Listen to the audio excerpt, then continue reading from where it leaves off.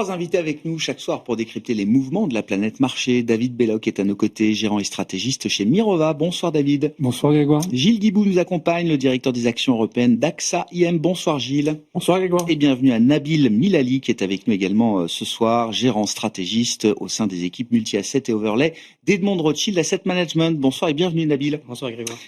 Honneur au nouveau Nabil et cette question autour de la décision attendue de la Fed ce soir. Le consensus prévoit une baisse de 25 points de base qui sera très probablement délivrée par la Réserve fédérale américaine. Quel est le sens chez Edram que vous donnez à cette première baisse de taux, à ce redémarrage des baisses de taux du côté de la Réserve fédérale américaine? Quel sens? Pourquoi faire et jusqu'où? Comme vous le disiez, il n'y a pas de surprise sur le fait qu'il y aura une baisse de 25 points de base ce soir. Ce qu'on surveillera surtout, c'est d'abord les DUTS pour savoir quelles sont les nouvelles projections des membres du FOMC. On sait qu'ils anticipaient 2 baisses de taux directeurs cette année. Est-ce qu'ils en intègrent une nouvelle, une troisième, ce qui s'alignerait du coup avec le pricing de marché, et surtout quid de l'année prochaine, là où le marché anticipe 6 baisses de taux directeurs d'ici la fin d'année prochaine.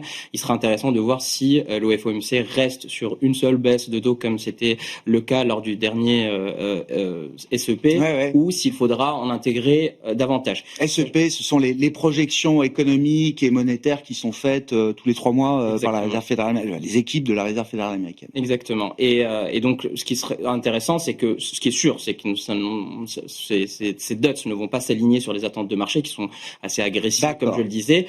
Par contre, et c'est extrêmement rare pour la Fed d'intégrer plus de 2 baisses de taux directeurs l'année d'après. Donc, si jamais la Fed en intègre beaucoup, en fait, ce serait pour nous contre-productif. Ça enverrait un message assez alarmiste au marché. Ça intégrerait probablement un scénario plus pessimiste sur la croissance. Et d'ailleurs, c'est aussi un élément qu'on surveillera dans les prévisions de la Fed. Quel taux de chômage pour l'année prochaine? On sait que Jackson Hole, le discours de Jerome Powell, le principal argument utilisé pour justifier cet ajustement de la politique monétaire, c'est le ralentissement du marché de l'emploi. Quid du taux de chômage qui sera prévu? Il était estimé à 4,5% l'année prochaine. Est-ce qu'il sera revu à la hausse? Ou est-ce que la Fed intègre aussi le fait que le point mort à partir duquel le nombre de créations d'emplois se transforme par une hausse du taux de chômage, eh bien ce break-even est tout simplement beaucoup plus bas aujourd'hui. Et donc même avec un marché de l'emploi plus fragile, il n'est pas nécessaire de relever ce taux de chômage. Comment vous expliquez, Nabil, que le marché anticipe autant de baisses de taux? C'est pas la première fois. Le marché aime les baisses de taux et donc il y a sans doute une appétence à anticiper beaucoup de baisses de taux. Je me souviens qu'à un moment on anticipait aussi 7 baisses de taux consécutives de la Fed qui n'ont pas eu lieu. Qu'est-ce qui peut expliquer à ce stade que le marché en voit 3 cette année, dont celle qui sera délivrée ce soir, plus peut-être encore 3 autres au cours de l'année 2026? Alors, on sait que le marché a tendance à surréagir dans un sens comme dans l'autre. Il y a eu des périodes aussi où il n'y avait plus du tout de baisse de taux directeur qui étaient intégrées, typiquement au début 2024, et au final, on a eu ces baisses qui ont repris à partir du mois de septembre. L'autre élément, c'est tout simplement le ralentissement du marché de l'emploi, ces créations d'emplois qui ont été révisées significativement à la baisse. Après 53 mois d'affilée où l'économie américaine a créé des emplois, en fait, avec les dernières révisions, le mois de juin a mis un coup d'arrêt à cette tendance. Et donc, le mois de juin dernier, l'économie américaine a détruit des emplois pour la première fois. Maintenant, on revient à cette question centrale du point mort du marché de l'emploi. Selon les estimations qu'on a aujourd'hui, il est plutôt autour de 70 000 emplois. Et donc, création d'emplois nettes par mois, c'est ça? 70 000, en dessous de 70 000 créations d'emplois, c'est le niveau qui peut faire remonter le taux de chômage. Exactement. Et ce qui est intéressant, c'est qu'avec l'ajustement annuel que vient de faire l'administration américaine, on a détruit certes 900 000 emplois par rapport à ce qu'on pensait, mais dans le même temps, le taux de chômage, on l'a tous vu, l'économie américaine n'a pas vu son taux de chômage remonter sur cette période-là. La consommation s'est bien tenue. Ce qui veut dire qu'en fait, sur la période mars 2024, mars 2025, le break-even avait déjà significativement baissé parce que les restrictions sur l'immigration avaient déjà été introduites sous Biden en amont de la présidentielle. Et donc maintenant, si on est vraiment sur ces niveaux-là, est-ce que c'est nécessaire pour la Fed de faire autant de cuts que pricé par le marché? Il y a un choc d'offres sur de nombreux marchés du travail, avec une participation et une force de travail qui se réduit, et un flux d'immigration qui a été stoppé effectivement aujourd'hui aux États-Unis. Le marché est convaincu que la Fed sera très sensible à ces données d'emploi, beaucoup plus qu'aux prochaines données d'inflation, par exemple, David? Alors oui, clairement, je pense que le marché est effectivement un peu ambitieux dans son pricing de 6 baisses de taux. même si dans ce pricing, on a aussi la notion de l'indépendance de la Fed, avec Stéphane Mirand, effectivement, qui a pris ses fonctions, qui va plaider pour 50 BP de baisse de taux, qui sera sûrement secondé par Bowman et d'autres, et avec effectivement cette tentative de sortir Lisa Cook du board, qui permettrait de donner une majorité, c'est-à-dire 4 gouverneurs sur 7, pour ensuite éventuellement nommer donc des chefs de banque régionale en février. Tisser sa toile au sein de la Fed, quoi. C'est ça. On sait effectivement que certains mandats vont être remis en cause en février, et donc il y a cette notion de potentielle perte d'indépendance de la Fed. Même si je pense que la Cour suprême, en dernier recours, bloquera Trump dans sa volonté, sa velléité de prise de pouvoir. Après, c'est vrai que on n'est pas à l'aise non plus particulièrement avec ces CBS, parce qu'elles ne sont pas forcément en ligne avec nos anticipations de croissance en fait, et d'inflation pour l'économie américaine d'ici la fin de l'année, voire l'année prochaine. On a des destructions d'emplois, mais finalement, est-ce que la Fed va vouloir apparaître comme proactive, mais finalement elle est réactive, et elle entérine le fait qu'on a un marché de l'emploi qui ralentit déjà depuis un petit moment, qui crée des emplois uniquement dans le secteur de la santé, beaucoup d'emplois fédéraux. On va avoir encore un momentum, on a 170 000 destructions d'emplois suite à l'action du Doge, en fait, qui devrait être intégrée dans les prochains mois. Donc on a les tout prochains chiffres d'emploi vont pas être terribles, mais on voit que, indépendamment de ça, l'économie américaine avait du mal à créer des emplois dans l'économie concurrentielle privée, peut-être parce que justement les taux étaient un peu trop élevés par rapport à ce potentiel ces 2 dernières années. Ah ouais. Et le dynamisme de l'intelligence artificielle, le boom de CAPEX a masqué un peu tout ça. Quelque part peut-être masqué cette fragilité de l'économie américaine. Et notre point de vue, c'est plutôt de dire que finalement, le point bas, peut-être pour l'économie américaine, a été atteint le 2 avril, après les annonces de tarifs, et que tout ce qui est mis en place, a commencé par le vote du Big Beautiful Bill, là maintenant des baisses de taux, un effet richesse qui joue à plein, on voit la consommation qui sort vraiment bien. Finalement, est-ce qu'on va pas avoir une réaccélération ? On est peut-être déjà en train de repartir. Exactement, et auquel cas, c'est vrai que là, le marché, avec ces 6 baisses de taux, aura peut-être effectivement un réveil un peu brutal à un moment donné, d'ici la fin de l'année ou début de l'année prochaine. Quel sens vous mettez derrière cette première baisse de taux attendue de la Réserve fédérale américaine ? La première depuis les dernières, hein. Effectivement, il y avait eu 100 points de base de baisse de taux en fin 2024. Gilles. C'est quelque chose qui vient effectivement acter que on commence à avoir, je ne veux pas dire un craquement, mais un ralentissement dans l'économie américaine, notamment sur le front de l'emploi. Sur le front de l'emploi et absolument pas sur le front de l'inflation. Et donc ça, c'est quand même un élément important parce que ça peut assez vite limiter la capacité de la Fed à baisser ses taux. Donc, et à mesure qu'on baisse les taux, potentiellement, ça peut faire dégringoler le dollar et donc venir avoir un impact sur l'inflation importée. Donc, la question, c'est, on envoie un signal qui va faire plaisir au marché. La question, c'est est-ce que ça va être suffisant pour véritablement changer la vie des consommateurs ? La réponse est que 25 bips, ça ne change pas grand-chose. Et donc, il va falloir voir, effectivement, il va être urgent d'attendre un petit peu les dot plots pour savoir un petit peu la direction, de savoir où on va. Et quelque chose de trop agressif. En plus de dispersion, hein. On l'évoquait, on a un board qui commence à être fragmenté avec des dissidences qu'on n'a pas l'habitude de voir. Et on imagine qu'on va retrouver ça aussi dans toutes les projections qui vont se faire. Et l'inconvénient de vouloir être trop agressif, c'est peut-être aussi le fait de reconnaître qu'on ralentit plus que prévu.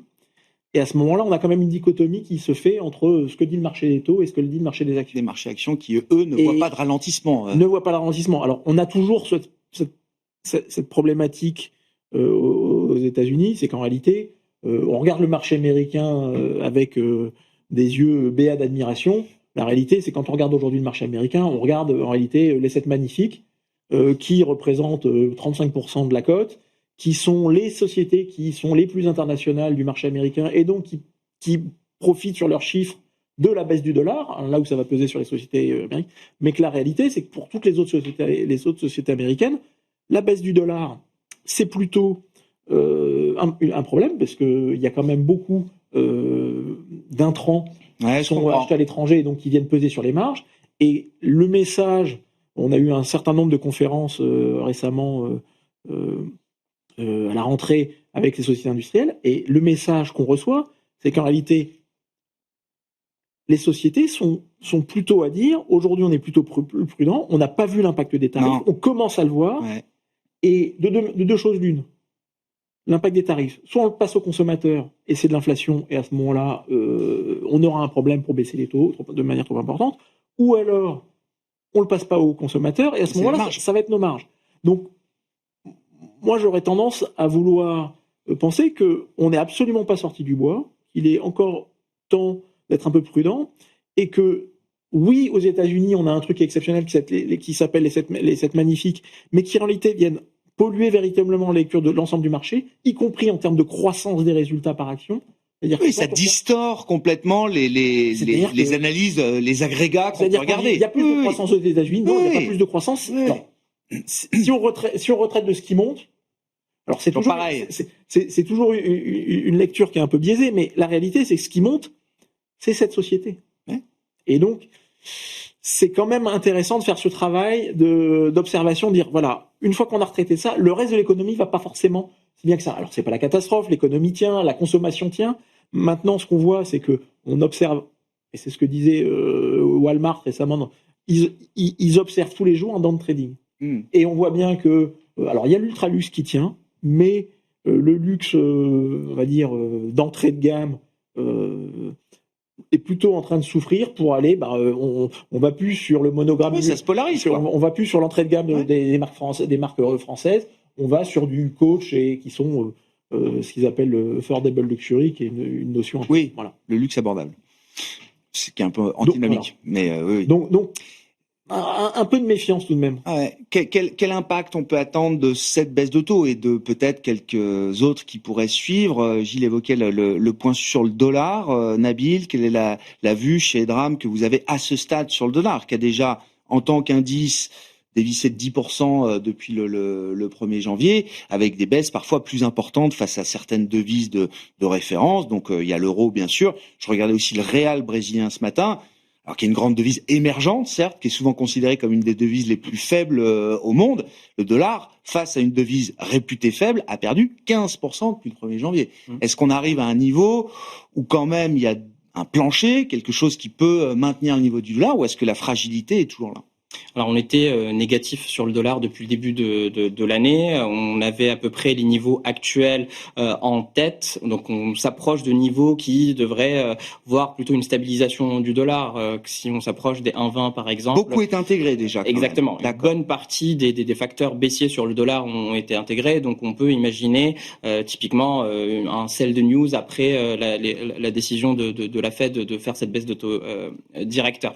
Maintenant, quand on regarde la vue à long terme, on reste sur des facteurs structurels qui restent importants. Vous mentionniez tout à l'heure la question de l'indépendance de la Fed. Ça sera un thème officieux de la réunion d'aujourd'hui. On va voir les dissidences. Probablement que Miran en sera un. On verra est-ce que Bowman le suit déjà. Et en termes d'impact, ce n'est pas une notion théorique, cette question de l'indépendance de la Fed. Et pas besoin d'aller dans des pays émergents comme la Turquie ou l'Argentine pour le constater. Il suffit en fait de regarder l'histoire des États-Unis. Il y a une étude très intéressante qui essaie de mesurer cette question de l'indépendance de la Fed, et on voit, les chercheurs ont construit un indicateur pour mesurer, on voit très clairement le pic d'ingérence de l'administration sur la Fed dans les années 70, qui est le dernier pic inflationniste qu'on a connu. Donc typiquement, si on en vient à intégrer vraiment une Fed qui serait sous contrôle avec le prochain président de la Fed, ça c'est un facteur qui va continuer de pressurer le dollar à la baisse. Ouais. On a vu quand même là dans un intervalle de temps assez réduit les taux longs redescendre un peu quand même, les taux longs américains. C'est-à-dire que il n'y a pas eu de poussée au-delà de 4,50 sur le 10 ans américain. Mais je pense que la prise de parole de Jérôme Powell à Jackson Hole avait pour principal objectif de pressurer les taux réels, en particulier à la baisse.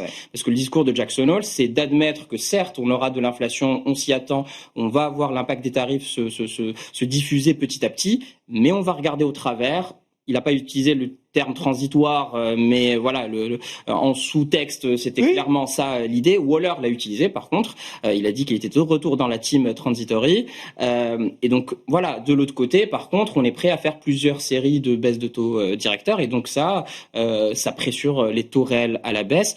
Par contre, le marché n'a pas attendu ce discours et encore moins la baisse d'aujourd'hui pour l'intégrer. Donc, en fait, les conditions financières se sont largement détendues aux États-Unis ces derniers mois. Et ça aide l'activité économique, l'économie réelle. Je partage le point de vue selon lequel c'est le point peut-être bas, on est en train de stabiliser sur l'économie américaine. Avec en plus, on le rappelle, en 2026, aux États-Unis mais ailleurs, des années électorales, d'élections de mi-mandat qui généralement génère assez peu d'appétit pour de la consolidation budgétaire à marche forcée.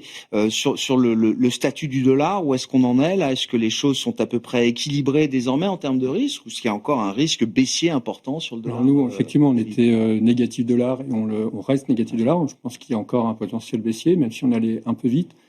Toujours dans cette histoire un peu politique, c'est vrai que Stéphane Mirand, proche conseiller de Trump, est un fervent défenseur d'évaluation du dollar, puisque c'est comme ça qu'il pense rapatrier l'outil de production sur le territoire. C'est aussi comme ça qu'il pense mettre en concurrence quasi déloyale, parce que c'est une guerre de change, des produits importés vis-à-vis des consommateurs. Quid du statut dollar valeur refuge quand même, puisque c'est la monnaie de référence. Et là, c'est vrai que pour l'instant, on a eu une pontification. On a eu pendant un moment, il y a quelques semaines, une hausse des taux 10 ans, 30 ans. On allait titiller les 5% quand même sur le taux de 30 ans. Sur 30, ouais. On a vu des forces de rappel. Et là encore, quand on réfléchit à tous les mécanismes que l'administration est en train de mettre en place, donc on a commencé par une déréglementation des banques pour qu'elles puissent se acheter massivement des treasuries sans coût de capital. On a le stablecoin, qui est quand même une monnaie qui explose et qui a comme sous-jacent le treasury. Et donc, on crée des nouveaux acheteurs. Mais complètement. On crée des acheteurs marginaux qui étaient ou contraints ou qui n'étaient plus présents sur ce marché. Voilà, pour être maître chez soi et se substituer face à d'éventuels créanciers qui boudraient le marché américain. On a aussi une Fed qui pourrait reprendre le QE si c'est nécessaire. C'est peut-être aussi quelque part, à la fois chez Trump et son administration, un aveu potentiel de lucidité ou de faiblesse par rapport à une dévaluation du dollar qui irait trop loin et une remise en question du statut de valeur refuge qui pourrait impacter négativement à la hausse les taux. Donc assurer des garde-fous de cette sorte, ça a du sens. Donc vu comme ça, on ne se met pas en face de Trump, on ne se met pas en face de la Fed, mais c'est vrai qu'on aurait quand même plutôt tendance à penser que ce taux 10 ans à 4% a plus beaucoup de potentiel de baisse et on est toujours à la pontification. Ouais, je comprends. Et aussi parce que on pense effectivement que l'effet richesse joue à plein. Le ratio dette sur actifs des ménages américains est au plus bas depuis les années 60. Le bilan est très bon pour un ménage américain. Il est même question que Trump redistribue une partie des dividendes tarifs douaniers aux consommateurs sous forme de chèques. Donc on a comme ça énormément de boost en fait qui est difficile, qui nous rend la proba de récession très fort ralentissement quand même assez le risque peut-être pour 2026, c'est une économie américaine qui surprendra à la hausse par rapport à des attentes qui ont été rabaissées. Et en face de ça, on a pricé déjà énormément de choses 2 secondes par rapport à l'intelligence artificielle et donc attention aux déceptions potentielles aussi par rapport sur ce segment-là, à ces capex, même si on reste positif à ce stade. On est allé tellement loin sur cette thématique qu'effectivement, il y a aussi cet aspect. C'est ce que je disais en début de semaine dans l'émission, et c'est un calcul qui a été fait par Bruno Cavalier, un de vos confrères chez Oddo BHF. Lui, voilà, il considère qu'il y a 13% de l'économie américaine qui va très très bien, la tech, l'IA, etc. Et donc 87% qui est ou à la peine, voire déjà peut-être en contraction ou en récession d'activité. Vos commentaires, Gilles. Et puis sur l'euro-dollar, si je sais pas, si 1,20 est un niveau ou un objectif réaliste sur l'euro-dollar, est-ce que ça devient un sujet pour nos entreprises, nos marchés actions, comme d'habitude Je me risquerai pas de faire des prévisions sur le dollar. On n'est pas très loin. On est à maintenant, ce qu'on regarde, c'est que quand on regarde les niveaux de parité de pouvoir d'achat, on est même toujours en dessous. Je crois que le parité de pouvoir d'achat est plutôt sur un 25, si je dis pas de bêtises, sous votre contrôle. Donc, on pourrait même aller un peu au-delà. Moi, ce que je regarde, c'est l'impact sur les entreprises. L'impact sur les entreprises, c'est qu'on voit qu'effectivement, on avait commencé l'année avec 8% de croissance sur les résultats par action des actions européennes, pour les actions européennes, qu'on va finir l'année, on va finir l'année proche de zéro, et qu'une grosse partie de cette révision à la baisse, elle s'explique par les 50% de chiffre d'affaires qui sont faits à l'étranger, donc 25% aux États-Unis, sur lequel on aura baissé sur l'ensemble de l'année si on prend sur une année pleine, peut-être de 10%. Donc quasiment, on va apprendre. Ok. Je grossis un peu le trait, mais on va avoir fait. Toute la baisse va s'expliquer par ces sociétés internationales. Alors, pas qu'elles aient perdu du business, c'est juste que le fait de rapatrier. C'est un effet d'écriture. C'est un effet d'écriture, donc c'est pour l'essentiel de la translation. Il y a quelques sociétés pour lesquelles c'est de la transaction, et donc là, quand on va choisir nos actions et nos sociétés, on va être attentif justement aux sociétés qui n'ont pas de perte de compétitivité relative par rapport à leurs pairs, et à celles qui ont des effets de transaction et qui n'ont pas la capacité de répercuter les prix. Donc on a cet impact qu'on peut pas nier. Maintenant, si on fait les choses correctement et qu'on regarde dans une devise unique, la réalité, c'est que les États-Unis font toujours moins bien que l'Europe depuis le début de l'année. Et donc, pour un investisseur dans une monodevise, pour un investisseur américain, il était toujours plus intéressant d'acheter de l'Europe que des États-Unis depuis le début de l'année. Et si on pense que la dépréciation va continuer, ça reste vrai. Donc la logique de flux peut permettre de penser que le momentum pour les actions européennes, ça fait quelques mois que je parle des grands indices actions en Europe, font plus grand-chose. Il y a eu un très beau rebond en avril, mais c'est vrai que depuis, c'est un peu plus flat. Parce que ce qui s'est passé, c'est qu'en fait, à l'aune des résultats des semestriels, on a eu cette révision à la baisse qui s'est opérée, parce qu'en fait, on a pris en compte l'impact de devise, qu'on va voir un peu se poursuivre, parce que c'est très compliqué pour les analystes de l'anticiper. Et donc là, ils l'ont matérialisé, en le projetant sur la fin d'année, parce que les entreprises nous ont aidés à le faire. Il faut quand même avoir en tête que sur la deuxième partie d'année, l'impact de devise sera plus important qu'au premier semestre. Oui, il y a un petit décalage. Il y a un petit décalage, semestre sur semestre. Donc, mais les analystes l'ont appréhendé un peu à l'occasion de ces résultats. La bonne nouvelle, c'est qu'en Europe, à mesure qu'on avance, on a la perspective de l'impact du plan allemand, qui est quand même massif, on en a parlé suffisamment, qui va venir soutenir la croissance des sociétés européennes, essentiellement, il faut espérer en tout cas. Et donc ça, ce qu'on a pu voir, c'est qu'on a eu des révisions de croissance, de perspectives de croissance de PIB en Europe pour l'an prochain. Et ça, normalement, ça devrait ruisseler sur les autres économies européennes. On rencontrait il n'y a pas très longtemps une des grandes banques italiennes, et leur perspective de croissance pour l'année prochaine, de manière assez intéressante, c'est qu'ils ne sont pas du tout sur une récession. En nominal, ils sont sur une croissance du PIB entre 2 et 3%. Donc on est bien loin de la récession. Pour l'Italie. Donc si c'est le cas, ça veut dire... Vous citiez les Mag 7 tout à l'heure, mais là aussi je parle sous votre contrôle, Gilles, le secteur des banques européennes en Europe fait mieux que le Nasdaq depuis mars 2020. Tout à fait. Pas sur 1 an, pas sur 2 ans, sur 5 ans maintenant. Il reste attractif. Et ça reste attractif. Et donc, tant qu'on n'a pas de perspective de récession, on a des perspectives de retour de capital qui peuvent être... Est-ce qu'on peut, alors désolé pour la question un peu franco-française, mais le CAC 40 parmi les indices européens reste un grand indice. En retard par rapport à ses pairs, le choc politique a quand même cassé quelque chose en termes de dynamique pour notre indice. Est-ce qu'il y a un potentiel de rattrapage pour le CAC? Est-ce que c'est un bon pari de remettre peut-être un petit peu d'intérêt sur un indice français comme le nôtre, David?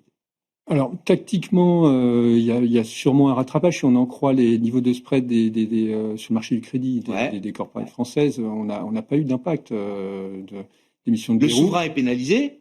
Les entreprises françaises, non seulement ne sont pas pénalisées, mais elles sont plébiscitées par les investisseurs. Alors, en tout cas, sur la partie crédit, sur la partie action, un peu moins, parce qu'on avait déjà une sous-performance qui se maintient. Ouais. Mais on voit que, effectivement, le downgrade de Fitch n'a pas eu d'impact sur le CAC. Il a même rebondi, je crois, d'1 ou 2% le downgrade. Et effectivement, c'est déjà pricé, quoi. Enfin, on a des PE attractifs. Bon, une fois qu'on a dit ça, moi, j'ai quand même du mal à penser que niveau OAT, on aille autre chose que autour de 70, 80 et même plutôt 80 d'ailleurs. Je pense qu'on a un problème de croissance en France. On a clairement décroché par rapport à l'Union européenne. On a 25 points de dette sur PIB supplémentaires alors qu'on était en 2015 au niveau de l'Union européenne. Depuis 2000, je crois que c'est le seul pays de la zone euro qui a vu son niveau de dette sur PIB augmenter. Même l'Italie a réussi à contenir cette ça a été une série de downgrades. En fait. On a été triple A, on est simple A+. Et Et c'est surtout qu'il y a une instabilité politique et on se demande vraiment comment on peut trouver une solution à court terme. Donc, même si nos fondamentaux macrofinanciers justifieraient, on va dire, 70 de spread, on est à 80 puisqu'on a 10 BP liés à des crises sociales, liés à une incapacité à prendre les vraies décisions, à la fois d'un point de vue croissance, qu'est-ce qu'on fait en France à horizon 10-20 ans pour croître, et au niveau réduction des dépenses et pour améliorer ces ratios. Donc voilà, je suis pas particulièrement positif. D'accord. Sur la situation. Pas envie d'être agressif sur un call CAC 40 pour un rallye de fin d'année sur le CAC. Vous connaissez très bien l'Italie aussi, Gilles. Enfin, est-ce qu'on se retrouve un peu dans la situation italienne d'il y a 20 ou 30 ans avec une instabilité politique récurrente à laquelle, j'imagine, les entreprises italiennes ont fini par s'adapter. Je sais plus combien on avait compté, 70 gouvernements depuis l'après-guerre. Ça se calme un petit peu depuis quelques années. Elles se sont adaptées. Après, je suis toujours dubitatif. Alors, il y a une part de vérité. On peut pas nier l'impact de l'incertitude politique à court terme sur un indice. À plus long terme, je suis un peu plus dubitatif. Parce que, en réalité, ce qui fait surtout la performance de l'indice, c'est sa structure. Le marché italien, aujourd'hui, c'est 40% de bancaires. Ouais. Pourquoi c'est la meilleure perf ? D'accord. Pourquoi c'est la meilleure perf aujourd'hui et cette année ? Parce que les banques... en France, les gros poids de l'indice, c'est du luxe. Le luxe est en panne depuis 3 ans. Depuis 2 ans. Et la performance... C'est pas la faute de Macron. Enfin, non mais... Voilà.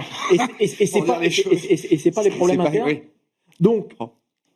Même si on peut pas nier l'impact sur certaines entreprises parce que elles sont plus exposées à la réglementation, celles qui ont des concessions, quoi. Puis la trajectoire budgétaire fait qu'on va aller chercher de l'argent ici et là, etc. et qu'elles sont victimes de ce code postal en partie. Mais je comprends. Mais d'une manière plus générale, même au pire moment de l'Italie, même quand on était proche de l'explosion sur la Grèce ou sur l'Espagne, si on était sur dans l'ordre Coco Hellenic Bottling pour la Grèce, Luxottica pour l'Italie et Inditex, et vous regardez ce qui s'est passé, on n'a rien vu. Vous avez pas vu la crise. Et donc là, si le sort du CAC dépend de quelques poids lourds du luxe, qu'est-ce qu'on peut dire après 3 ans de panne de ce secteur, Gilles? Il n'y a pas beaucoup de raisons pour que ça reparte là, ou au contraire la question, c'est revenir sur aujourd'hui. On a rebasé un tout petit peu les attentes. On commence à avoir des effets de base qui sont un peu plus positifs. Et donc la question, c'est la question qu'il faut se poser, c'est le consommateur. Donc on en revient au consommateur et du consommateur global. Alors en Chine, visiblement, je voyais aujourd'hui, on commence à avoir peut-être des premières révisions à la hausse des perspectives de croissance. Je crois que c'est Goldman aujourd'hui qui a révisé à la hausse sur la Chine. Sur les US. On ne sait pas encore de quel côté va tomber la pièce. Et en Europe, tant qu'on n'est pas dans la récession, voilà, une fois qu'on aura rebasé les effets, ça va redevenir attractif parce que ça rouvre un potentiel de bonne surprise, quoi. Parce que les mécanismes qui sous-tendent la surperformance du luxe depuis plusieurs dizaines d'années, c'est toujours les mêmes. D'accord. Et celle-là, j'ai pas l'impression qu'elle soit remise en cause. Parce que c'est une façon de se faire plaisir, une façon de se distinguer. Et tant que l'homme reste homme. D'accord. Après, c'est une question de positionnement, entreprise par entreprise, franchise par franchise, etc. Mais globalement, le secteur du luxe, je suis pas sûr que... Les tendances sous-jacentes sont toujours là. Il faille complètement les remettre en cause. D'accord. Ça nous amène à dire un mot des émergents aussi. Alors, quand on dit émergents, on pense bien sûr à la Chine, Nabil, mais c'est vrai que globalement, dans les performances à 9 mois, là, on voit des indices émergents qui se comportent bien, qui surperforment. Et c'est rare. Ça fait quelques années qu'on n'avait pas vu ça. Et visiblement, dans la sphère émergente, on a aussi la Chine qui est, je parle encore une fois des marchés boursiers, qui devient ou redevient une forme de locomotive, malgré tout ce qu'on peut entendre, évidemment, sur l'économie chinoise. Et les dernières données en début de semaine confortaient encore un certain nombre d'économistes dans l'idée que la Chine, macroéconomiquement parlant, n'était pas sortie de l'ornière encore. Alors effectivement, on est positif sur la dette émergente en particulier parce que le contexte macro redevient particulièrement favorable. Le fait que la Fed rouvre de nouveau un cycle d'assouplissement monétaire, le dollar qui reste avec des facteurs structurellement baissiers, c'est un facteur très positif pour les émergents. Et comme vous le disiez, la Chine, effectivement, il faut clairement faire la distinction entre l'économie chinoise et les marchés d'actions chinois. L'économie chinoise reste à la peine. On l'a vu dans les dernières statistiques qui ont été publiées, que ce soit sur les ventes au détail ou sur la production industrielle. On voit que les ventes au détail qui avaient surpris positivement en début d'année, une fois qu'on réduit un petit peu les aides aux ménages, tout de suite la consommation pâtit de nouveau.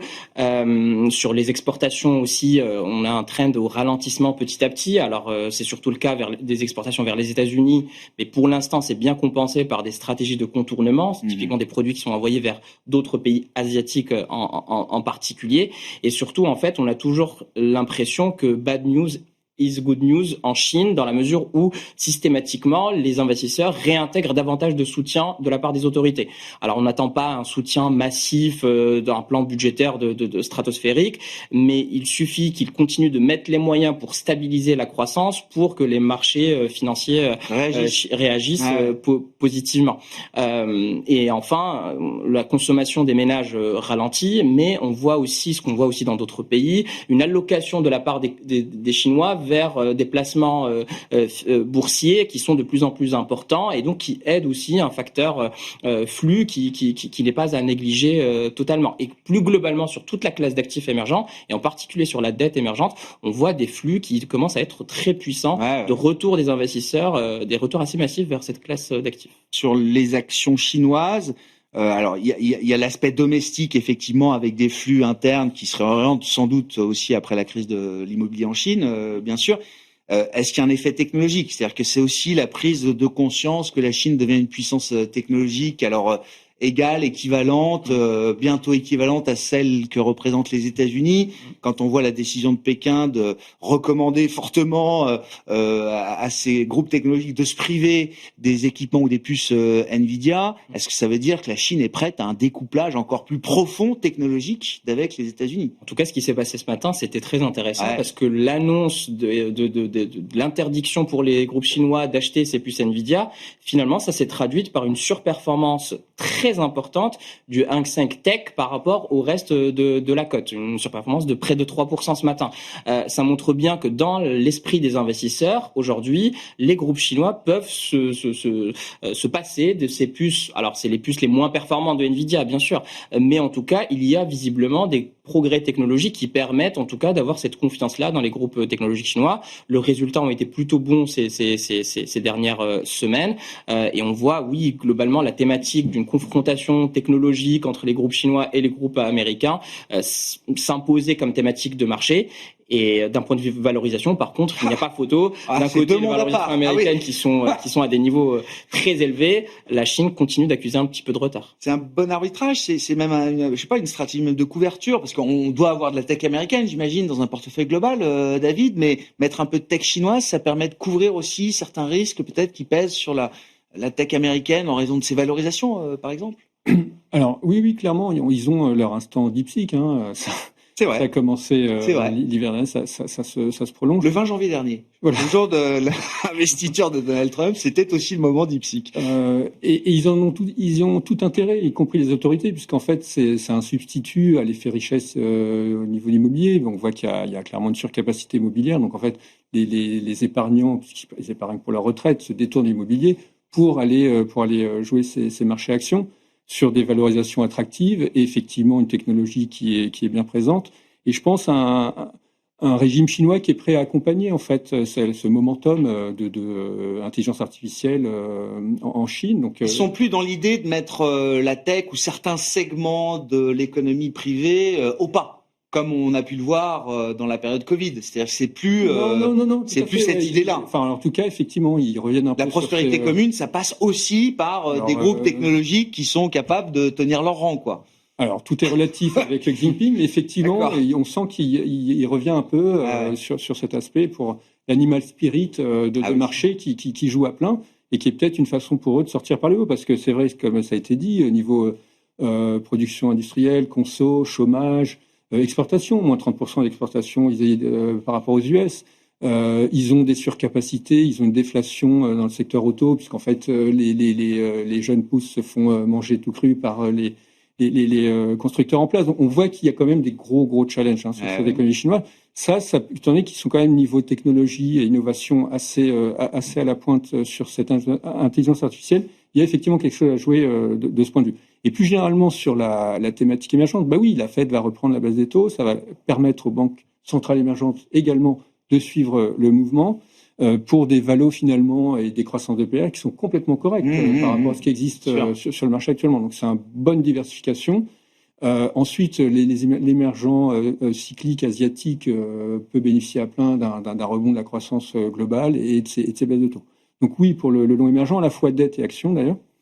Après, on peut diversifier aussi. Donc, je rejoins l'idée comme quoi de long Europe, notamment sur les compartiments qui finalement calent un peu, alors qu'ils ont encore pas mal de potentiel comme les MDAX, les petites et moyennes et petites capitalisations. Tout ça, ça met du temps à se mettre en place et qu'il y a quand même un facteur en Europe, moi, qui me dérange, c'est que c'est quand même très dépendant de la consommation donc de la confiance et l'instabilité politique et géopolitique, parce qu'on ne parle pas de ce qui se passe en Ukraine.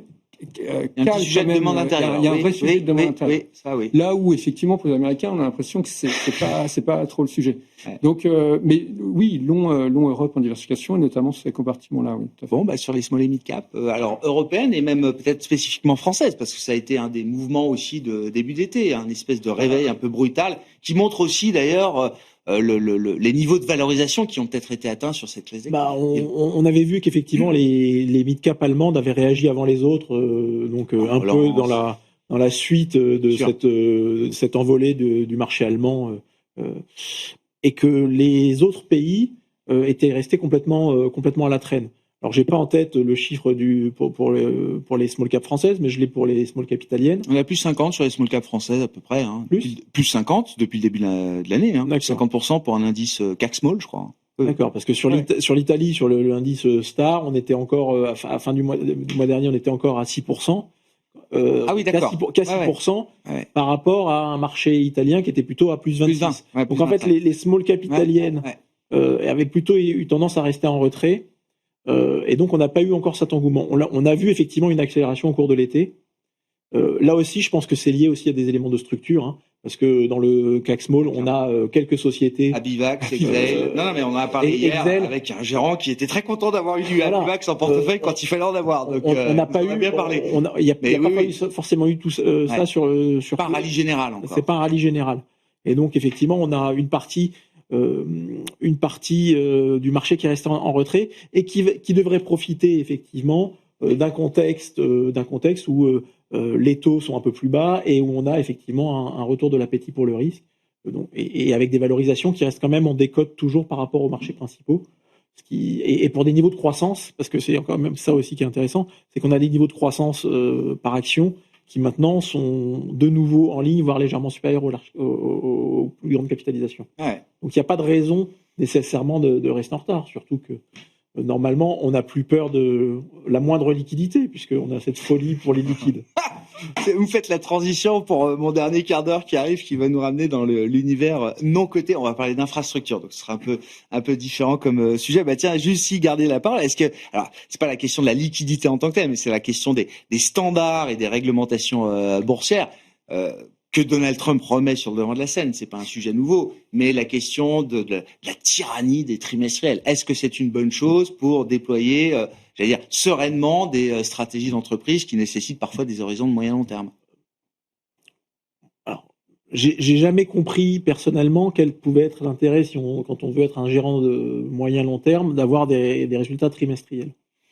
Donc, repasser sur quelque chose d'un peu plus posé où on prend le temps d'analyser les sociétés. C'est pas Nvidia, c'est bien qu'on ait des résultats tous les 3 mois quand même. Ce serait dur si on avait des résultats d'Nvidia tous les 6 mois ou tous les ans.